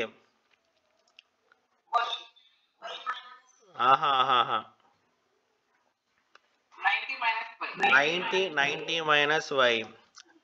జెడ్ డిగ్రీస్కి 90 మైనస్ జెడ్ డిగ్రీస్. గుర్తుపెట్టుకోండి, ఇది కాంప్లిమెంటరీ యాంగిల్స్. కాంప్లిమెంటరీ యాంగిల్స్ అంటే రెండు కోణాల మొత్తం 90 డిగ్రీలు. నెక్స్ట్ ఇప్పుడు సప్లిమెంటరీ యాంగిల్స్, సంపూరక కోణాలు. అంతేనా? సంపూరక కోణాలు ఇవి కూడా అంతే. రెండు కోణాల మొత్తం 90 డిగ్రీలు అయితే పూరక కోణాలు. ఇప్పుడు రెండు కోణాల మొత్తం ఏమవుతాయి? సంపూరక కోణాలు అవుతుంది. 180 డిగ్రీస్. రెండు కోణాల మొత్తం 180 డిగ్రీలు అవుతే ఆ రెండు కోణాలు సంపూరక కోణాలు, సప్లిమెంటరీ యాంగిల్స్ అని అంటాం అన్నమాట. ఫర్ ఎగ్జాంపుల్ 110 డిగ్రీలకి సప్లిమెంటరీ యాంగిల్ ఏమవుతుంది? 70 డిగ్రీలు. 90 డిగ్రీలకి సప్లిమెంటరీ యాంగిల్ ఏమవుతుంది? 90 డిగ్రీలు. 160 డిగ్రీస్కి సప్లిమెంటరీ యాంగిల్ 20 డిగ్రీస్. రెండు కోణాల మొత్తం ఏం కావాలి అంటే 180 డిగ్రీలు కావాలన్నమాట. ఇది కాదు ఇప్పుడు మెయిన్, ఇది ఎవరైనా చెప్తారు. ఇప్పుడు ఎక్స్ డిగ్రీస్కి సప్లిమెంటరీ యాంగిల్ చెప్పండి.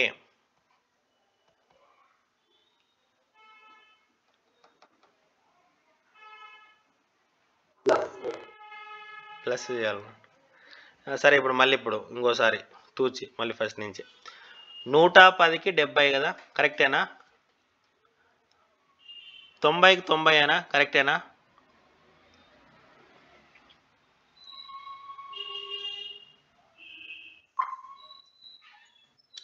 మాట్లాడు, స్క్రీన్ కనిపిస్తుందా లేదండి? 150 డిగ్రీలకి సంపూరక కోణం చెప్పండి. Supplementary angle of 150 degrees. 150కి ఎంత కూడితే ఇప్పుడు 180 వస్తుంది? 30 డిగ్రీస్. అంటే ఏం చేస్తున్నారు మీరు? మీకు తెలియకుండానే 180లో నుంచి 150ని సబ్ట్రాక్ట్ చేసినారు, అవునా? 180లో నుంచి 150 సబ్ట్రాక్ట్ చేసింటేనే 30 డిగ్రీస్ వచ్చింది. 100 డిగ్రీస్కి సప్లిమెంటరీ యాంగిల్ ఏమవుతుంది? 80 డిగ్రీస్. అంటే సబ్ కాన్షియస్గా మీరు ఏం చేసినారు అంటే 180లో నుంచి నేను ఇచ్చింది తీసేసినారు, అవునా? 180 మైనస్ 100 చేస్తే 80 డిగ్రీస్ వస్తుంది. ఇప్పుడు నేను ఎక్స్ డిగ్రీస్కి అడుగుతాను, ఏమవుతుంది అప్పుడు? 180 మైనస్ ఎక్స్ డిగ్రీస్. ఇదే అడిగేది ఎగ్జామ్లో. ఇది ఓకాల మీద అయిపోయింది. ఇప్పుడు అడిగేది ఎగ్జామ్లో ఇదే అడుగుతాడు. ఎక్స్ డిగ్రీస్కి సప్లిమెంటరీ యాంగిల్ ఏమవుతుంది అంటే కింద ఆప్షన్స్లో ఇదే ఉంటుంది. ఎక్స్ ప్లస్ 180 డిగ్రీస్, తర్వాత 180 ప్లస్ ఎక్స్ డిగ్రీస్, తర్వాత 180 మైనస్ ఎక్స్ డిగ్రీస్, తర్వాత నన్ ఆఫ్ దిస్, ఇట్లుంటుంది. ఎక్స్కి సప్లిమెంటరీ ఏమవుతుంది అంటే 180 మైనస్ ఎక్స్ డిగ్రీస్ అవుతుంది. వెరీ వెరీ ఇంపార్టెంట్, గుర్తుపెట్టుకోవాలి. ఇదే కాకోకుండా వీటి అప్లికేషన్ కూడా అడుగుతాడు. మనం దీన్ని యూజ్ చేసి కొన్ని ప్రాబ్లమ్స్ కూడా సాల్వ్ చేయాల్సి వస్తుంది. ఎక్స్కి సప్లిమెంటరీ 180 మైనస్ ఎక్స్ డిగ్రీస్.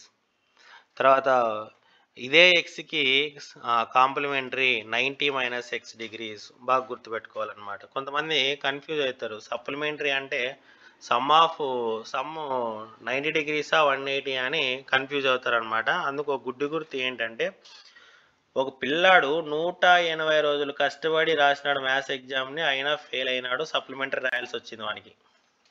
180 రోజులు కష్టపడినాడు. సప్లిమెంటరీ ఎప్పుడు రాస్తాం మనం? 180 డేస్ ఉంటుంది దగ్గరగా 1 ఇయర్కి. కాబట్టి సప్లిమెంటరీ అంటే 180 అని గుర్తుపెట్టుకోండి. సప్లిమెంటరీ 180 అని గుర్తుపెట్టుకున్నాక ఇది ఆటోమేటిక్గా కాంప్లిమెంటరీ 90 డిగ్రీస్ అని గుర్తుంటుంది అనమాట. తర్వాత దీనికి కూడా కోడ్ ఉంది. కాంప్లైన్ తాగి ఒక పిల్లాడు 90 సెంటీమీటర్స్ పెరిగాడు అని ఉంటుంది అనమాట. కాంప్లైన్ తాగి 90 సెంటీమీటర్స్ పెరిగాడు అంటే 90 degrees. Sum of 2 angles is 90 degrees, then that angles are called complementary angles. తర్వాత లైన్స్. తర్వాత మన నెక్స్ట్ టాపిక్ వచ్చేసి లైన్స్. లైన్స్లో చూడండి, ఇక్కడ 2 ప్యారలల్ లైన్స్ ఉంటాయి. ఇదేనా ఇది? ఓకే. ఈ 2 కూడా ఎవరు లైన్స్ అనుకోండి. ఇంకో లైన్ ఇట్లా వచ్చింది కదండి, ఇట్లా. దీన్ని ట్రాన్స్వర్సల్ అంటారు. ఫస్ట్ లైన్ ట్రాన్స్వర్సల్ గురించి చెప్పుకున్నాం. అన్నీ అయిపోయినాయి. ఖండన రేఖలు అయిపోయినాయి, సమాంతర రేఖలు అయిపోయినాయి, వక్ర రేఖలు అయిపోయినాయి. ఇప్పుడు ఇంకో రేఖ గురించి చెప్పుకుంటున్నాం. అది ఏది అంటే ట్రాన్స్వర్సల్, తిర్యక్ రేఖ. తిర్యక్ రేఖ ఏంటి? తిర్యక్ రేఖ అంటే 2 లైన్లని ఈ విధంగా ఖండించింది అనుకో, దాన్ని మనం తిర్యక్ రేఖ అని అంటాం. ఇట్లా ఖండించుకుంటూ పోతే దాన్ని తిర్యక్ రేఖ అంటాం. ఇక్కడ ఎల్ అనేది తిర్యక్ రేఖ అని అంటాం. రైలు పట్టాలు ఇట్లా ఉన్నప్పుడు ఈ మధ్యలో ఉండేవన్నీ కూడా తిర్యక్ రేఖలే. 7th క్లాస్ టెక్స్ట్ బుక్లో ఉంటుంది. ఇది ట్రాన్స్వర్సల్ గురించి, తిర్యక్ రేఖ గురించి. అసలు సిసలైన పాయింట్ ఏంటంటే ఇది అనమాట. ఇక్కడ ప్యారలల్ లైన్స్ అవ్వాల్సిన అవసరం లేదు. ఇది తిర్యక్ రేఖ కావాలంటే. ఇదే తిర్యక్ రేఖ సమాంతర రేఖలను ఖండించినప్పుడు యాంగిల్స్ ఏ విధంగా ఉంటాయనేది మన టాపిక్, మన కంటెంట్ బిట్ అక్కడి నుంచి అడుగుతాడు అనమాట. ఎప్పుడు తిర్యక్ రేఖ 2 సమాంతర రేఖల్ని ఖండించినప్పుడు, ఇక్కడ ఎంఎన్ 2 రేఖలు ఉన్నాయి కదండి. ఇక్కడ ఎం ఈజ్ ప్యారలల్ టు ఎన్.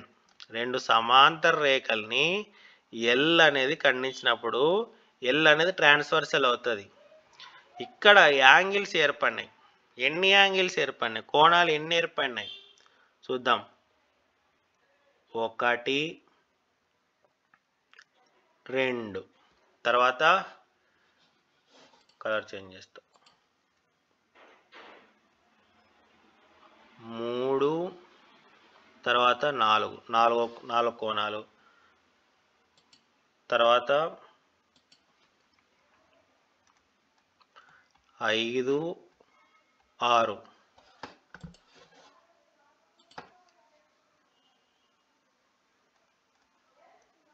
7, 8. మొత్తం ఎన్ని కోణాలు ఏర్పడినాయి? ఇక్కడ 8 కోణాలు ఏర్పడినాయి.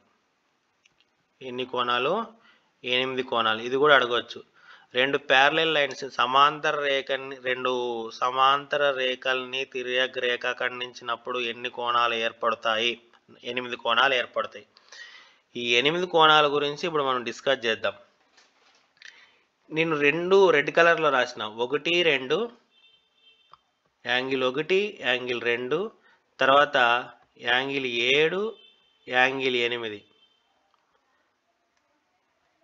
ఇవి 2 రెడ్ కలర్లో రాసినాం. ఈ కణాలు అంటాము, ఈ కోణాలకి ఒక పేరు పెట్టొచ్చు. ఒక లక్షణం ఆధారంగా ఒక పేరు పెట్టొచ్చు. ఏం పేరు పెట్టొచ్చు? ఇక్కడ చూడండి, ఈ 2 కూడా బయట పక్కే ఉన్నాయి. ఈ 2 కూడా బయట పక్కనే ఉన్నాయి. కాబట్టి వీటిని ఏం పిలిచొచ్చు అంటే బాహ్య కోణాలు అని పిలిచొచ్చు. బాహ్య కోణాలు.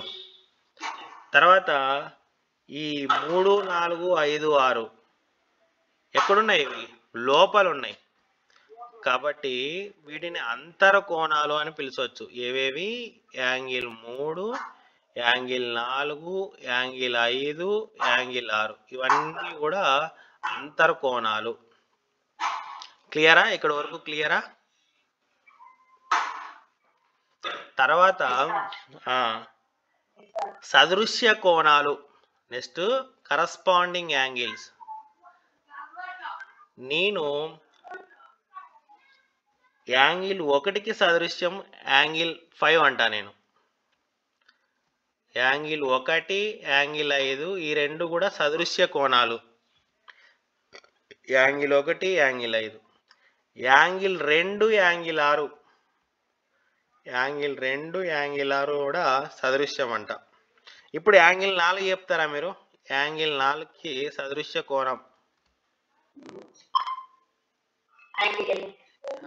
యాంగిల్ 8. సదృశ్యం పేరులోనే ఉంది, ఒకే రకంగా కనిపించేవి. ఇప్పుడు చూడండి, ఇది ఇట్లా ఖండిస్తున్నప్పుడు పైపక్క ఉండేది ఇది, అట్లే వస్తే పైపక్క ఉండేది ఇది. దీనికి ఇది సదృశ్యం, దీనికి ఇది కరస్పాండింగ్, తర్వాత దీనికి ఇది కరస్పాండింగ్, దీనికి ఇది కరస్పాండింగ్ అవుతాయి అన్నమాట. ఇవన్నీ కూడా కరస్పాండింగ్ యాంగిల్స్. తర్వాత ఆల్టర్నేట్ ఇంటీరియర్ యాంగిల్స్ అంటాం.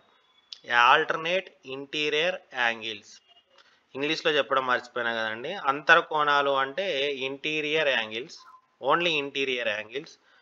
బాహ్య కోణాలు అంటే ఎక్స్టీరియర్ యాంగిల్స్. సదృశ్య కోణాలు అంటే కరస్పాండింగ్ యాంగిల్స్. ఇప్పుడు ఆల్టర్నేట్ ఇంటీరియర్ యాంగిల్స్ అంటే ఇవేవో ఎన్టీఆర్ కాదు, ఇంటీరియర్వి, లోపల ఉండేవి. ఆల్టర్నేట్ అని ఉంది. అంటే ఆల్టర్నేట్ అంటే చూడండి, యాంగిల్ 3, యాంగిల్ 6, యాంగిల్ 3, యాంగిల్ 6 నేను ఆల్టర్నేట్ ఇంటీరియర్ యాంగిల్స్ అని అంట. చూడండి, ఏకాంతర కోణాలు తెలుగులో పోల్తే ఆల్టర్నేట్ ఇంటీరియర్ యాంగిల్స్ ఈ రెండు. అట్ ది సేమ్ టైం ఈ రెండు కూడా ఆల్టర్నేట్ ఇంటీరియర్ యాంగిల్స్. ఏవేవి? Angle 4, angle 5. అర్థమైందే? Alternate interior. ఆల్టర్నేట్ అంటే ఎదురెదురు, ఇట్లా ఆపోజిట్, ఒకే దిశలో కాకోకుండా, ఒకే వైపు కాకోకుండా వేరు వైపుకి, తిరియగ్ రేఖకి ఒకే వైపు కాకోకుండా ఉండే అంతర కోణాలు ఏకాంతర కోణాలు. వెరీ వెరీ ఇంపార్టెంట్, బాగా గుర్తుపెట్టుకోవాలి. ఇప్పుడు ఆల్టర్నేట్ ఎక్స్టీరియర్ యాంగిల్స్, ఏక బాహ్య కోణాలు. ఇప్పుడు 3కి 6 లోపల, 5కి 4. ఇప్పుడు బయట చూడండి, 1కి ఏమవుతుంది? బాహ్య 1కి 8, angle 1, angle 8, angle 2, angle 7, angle 7. ఇవి కూడా ఏక బాహ్య కోణాలు. ఆల్టర్నేట్ ఎక్స్టీరియర్ బయట ఆల్టర్నేట్గా ఉండేవి. బయట ఆల్టర్నేట్ ఇది పేరు ఇంగ్లీష్ వర్డ్ గుర్తుపెట్టుకుంటే బాగుంటుంది అనుకుంటున్నాను నేను. ఆల్టర్నేట్ ఆపోజిట్ ఇట్లా 2కి 7. ఇది బాహ్య కోణాలు, అంతర కోణాలు, సదృశ్య కోణాలు, ఏకాంతర కోణాలు, ఏకబాహ్య కోణాలు. Alternate interior angles, alternate exterior angles. ఈ రెండు ఎగ్జాక్ట్గా తెలుగులో ఇదే అంటారని నాకు డౌట్ వస్తుంది. కాకపోతే ఇంగ్లీష్లో పక్క ఆల్టర్నేట్ ఇంటీరియర్ అంటే 3, 6, తర్వాత 4, 5. ఆల్టర్నేట్ ఎక్స్టీరియర్ అంటే 1, 8, తర్వాత 2, 7. వెరీ వెరీ ఇంపార్టెంట్, బాగా గుర్తుపెట్టుకోవాలి. ఇది కోణాలు, వాటి పేర్లు ఎప్పుడు 2 ప్యారలల్ లైన్స్ని ట్రాన్స్వర్సల్ ఇంటర్సెక్ట్ చేసినప్పుడు. ఇక్కడ ఏవేవి సమానము అనేది ఇంపార్టెంట్ అన్నమాట. ఏవేవి సమానము, ఇంకోటి లేదా పీపీటీ. ఏవేవి సమానం, గ్రీన్ పెన్ తీసుకుంటా, గెజిటెడ్ ఆఫీసర్లా చెప్తా ఇప్పుడు మీకు. ఫస్ట్ యాంగిల్ 2, యాంగిల్ 3 సమానం. యాంగిల్ 2, యాంగిల్ 3 సమానం. దీనికి సపరేట్ థీరం ఉంది. ఏంటంటే 2 లైన్లు ఇట్లా ఈ విధంగా ఖండించుకున్నప్పుడు ఈ 2 యాంగిల్ ఉంటాయండి. ఈ రెండు యాంగిల్ని ఏమంటారు అంటే వర్టికలీ ఆపోజిట్ యాంగిల్స్ అని అంటాం. Vertically opposite angles. Vertically opposite angles are equal. VOAR equal, బాగా గుర్తుపెట్టుకోండి. తర్వాత ఇది ఇది వర్టికలీ ఆపోజిట్, కాబట్టి ఈ రెండు ఈక్వల్ అన్నమాట. ఇట్లా రెండు లైన్లు ఇంటర్సెక్ట్ అయినప్పుడు ఇది ఇది ఈక్వల్, వర్టికలీ ఆపోజిట్ యాంగిల్స్. తర్వాత ఇది ఇది ఈక్వల్. సేమ్ ఇక్కడ కూడా అదే అప్లికేబుల్ అన్నమాట. ఇట్లా ఈ కింద పార్ట్ అంతా మూసేసుకోండి, పైన పార్ట్ చూడండి ఈ విధంగానే ఉంటుంది. కాబట్టి 2 అనేది 3కు సమానము, 11 అనేది 1 అనేది 4కు సమానం. Vertically opposite angles are equal. Angle 1 equal to angle 4. ఎందుకు అంటే vertically opposite angles are equal. Same time angle 2 equal to angle 3. Angle 2 equal to angle 3. ఈ రెండిటికి అయిపోయింది. Very very important. ఏవేవి సమానం అనేది గుర్తుపెట్టుకోవాలి మనం. తర్వాత ఏకాంతర కోణాలు సమానం. Alternate exterior angles are equal. Alternate exterior angles are equal. ఇది ఈక్వల్, ఇది ఈక్వల్, ఇది equal. Angle 3 equal to angle 3 equal to angle 6. తర్వాత angle 4 equal to angle 4 equal to angle 5. ఏంటి? Alternate interior angles are equal. ఏకాంతర కోణాలు సమానము. ఎప్పుడు? రెండు సమాంతర రేఖలను తిర్యక్ రేఖ ఖండించినప్పుడు ఏకాంతర కోణాలు సమానము. Very very important. ఏకాంతర కోణాలు సమానమైనప్పుడు ఆ రెండు రేఖలు సమాంతరాలు. దీనికి రివర్స్ కూడా కరెక్టే అన్నమాట. వద్దులేండి, మళ్ళీ కన్ఫ్యూజ్ అవుతారు, ఇది మాత్రమే గుర్తుపెట్టుకోండి. తర్వాత చెప్పండి.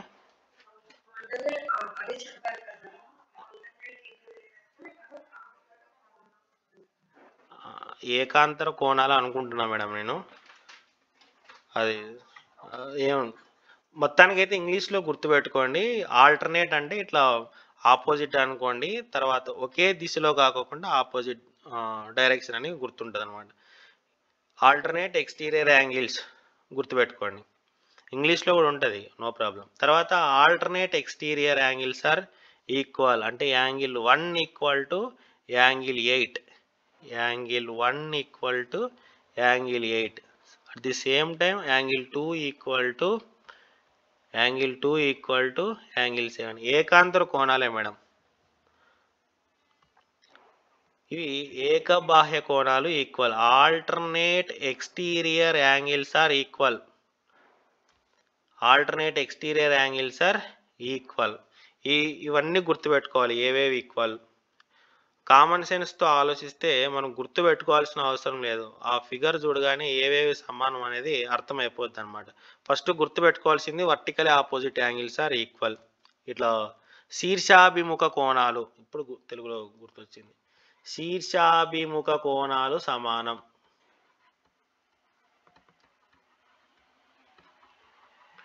కాబట్టి ఇది సమానం. తర్వాత ఇది సమానం. ఈ రెండు శీర్షాభిముఖ కోణాలు, కాబట్టి ఇది సమానం. ఈ రెండు శీర్షాభిముఖ కోణాలు, కాబట్టి ఇది సమానం, ఈక్వల్. ఒకటి. నెక్స్ట్ ఇంకోటి గుర్తుపెట్టుకోవాల్సింది ఏకాంతర కోణాలు. Alternate interior angles are equal. Alternate interior angles are equal. So ఇది ఈక్వల్. తర్వాత ఇది ఈక్వల్. తర్వాత alternate exterior angles are equal.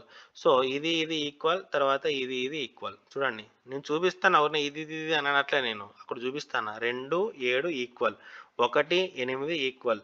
3, 6 equal. 4, 5 equal. శీర్షాభిముఖ కోణాలు సమానం. 2, 3 సమానం. 1, 4 సమానం. 6, 7 సమానం. 5, 8 సమానం. ఇది ఈ 3 గుర్తుపెట్టుకుంటే చాలు. ఏవి? శీర్షాభిముఖ కోణాలు సమానం, ఏకాంతర కోణాలు సమానం, ఏకబాహ్య కోణాలు సమానం. ఇది గుర్తుపెట్టుకుంటే చాలన్నమాట. ఇంకొకటి, అన్ని సమానమైనవన్నీ చెప్పుకున్నాం.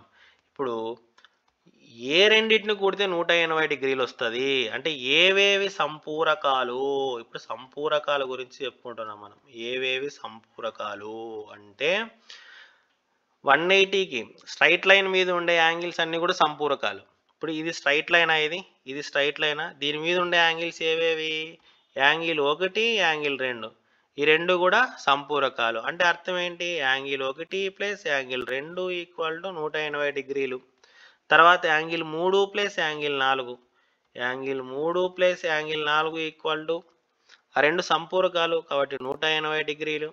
Angle 5 angle 6, angle 5 plus angle 6 రెండింటిని సమ్ చేస్తే 180 డిగ్రీలు. అర్థమైపోయింది అనుకుంటా, ప్యాటర్న్ అర్థమైంది అనుకుంటా. స్ట్రైట్ లైన్ మీద ఉండే కోణాలు 180 డిగ్రీలు సమ్. తర్వాత 7, 8ని యాంగిల్ ఏని యాంగిల్ 8ని కొడితే 180 డిగ్రీలు. ఎందుకు ఆఫ్ అయింది? స్క్రీన్ కనిపిస్తుందండి మీకు? హలో, స్క్రీన్ కనిపిస్తుందా?